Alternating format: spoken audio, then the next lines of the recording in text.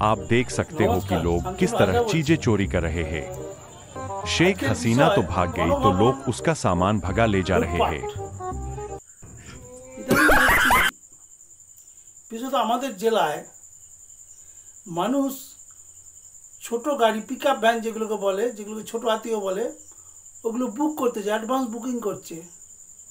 বলছি কলকাতা যাবে, কিছু মাল নিয়ে আবার চলে আসবে। এই বুকিংটা 1998-99 সালে দেখেছিলাম, যখন জেলা জুড়ে মফস্বল জুড়ে গুজব রটি ছিল যে হাফ দামে চাইনিজ মাল দেওয়া হচ্ছে কলকাতায় চীনা মার্কেটে। সেই জন্য মানুষ সমস্ত গাড়ি ভাড়া করেছিল, ছোট গাড়ি। তখন 98-99 সালে তখন এই ছোটো হাতি, যেটাকে পিকআপ ভ্যান বলে টাটার, এটা বেরোয়নি। তখন লোকে ওই ছোটো ভ্যান তখন ছিল, ছোটো গাড়ি ছিল, সেগুলো মানুষ তখন বুক করছিল। পরে যেদিনকে বলেছিল দেবে চাইনিজ মাল হাফ দামে দেবে, সেদিনকে তারা খুঁজে পায়নি কোথায় দেওয়া হচ্ছে। যাই হোক, ব্যর্থ মনোরথে ফিরে আসে। এবারও তাই হয়েছে।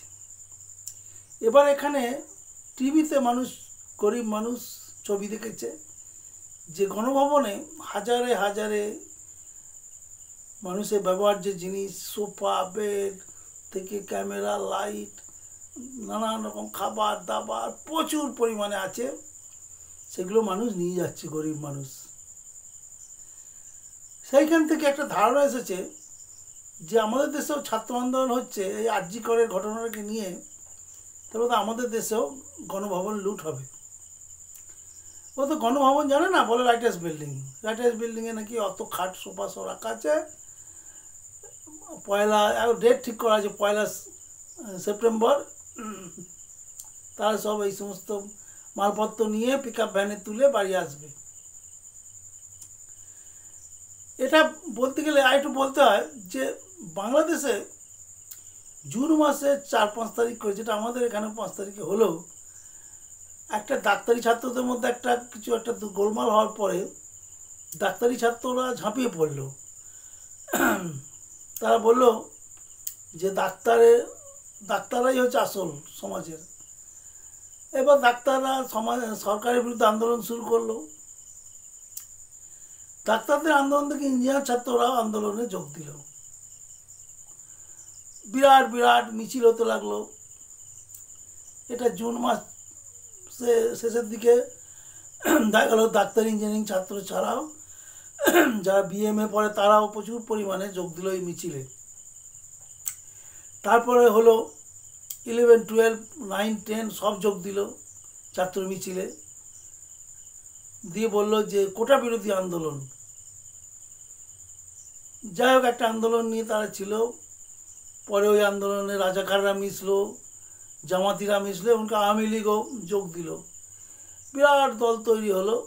এবং লাস্টের দিকে, লাস্ট দিন যেদিনকে হাসিনাকে বাড়ি ছাড়া করলো, সেদিনকে করলো কি, ঢাকার কাছের এক জেলায় ছাত্ররা বড় বড় লাঠি আর কি, মানে মোটামুটি ফুট 4 লাঠি, ভাঙা চোরা যে কোনো গাছের লাঠি, পেয়ারার ডাল থেকে আমের ডাল নিয়ে বেরোলো।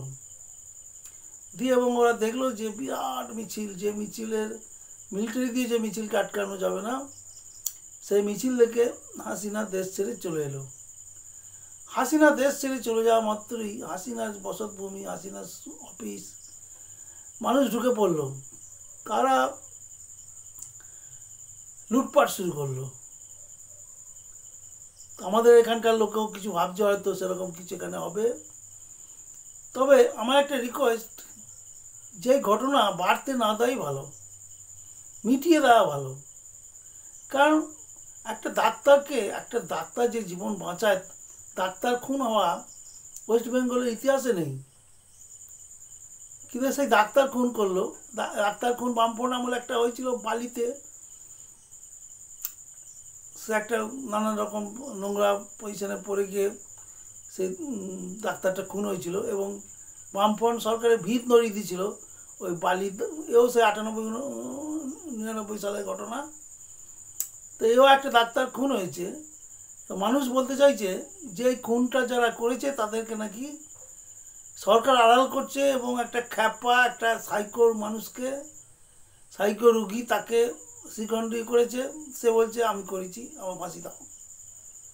কিন্তু আসল যে করেছে তাকে নাকি ধরেনি। নানান রকম ভাইরাল অডিও ভিডিও সব দেখা যাচ্ছে, শোনা যাচ্ছে। যাই হোক, আমাদের সাধারণ মানুষের পক্ষ থেকে একটাই অনুরোধ, যে যে দোষী তাকে সামনে আনা হোক এবং বিচার করা হোক। আমাদের যে বিচার ব্যবস্থা আছে, সেই বিচার ব্যবস্থার মাধ্যমে তাকে নিয়ে এসে তার বিচার হোক। রাতারাতি ফাঁসি দেওয়ারও দরকার নেই, এনকাউন্টার করারও দরকার নেই। কলকাতা পুলিশ তার দক্ষ অফিসারদের দিয়ে, অদক্ষ কর্মীদের দিয়ে আসল খুনিকে বের করুক। এটাই আমার বা আমার মতো লক্ষ লক্ষ নিরীহ মানুষের এটাই বক্তব্য। ধন্যবাদ।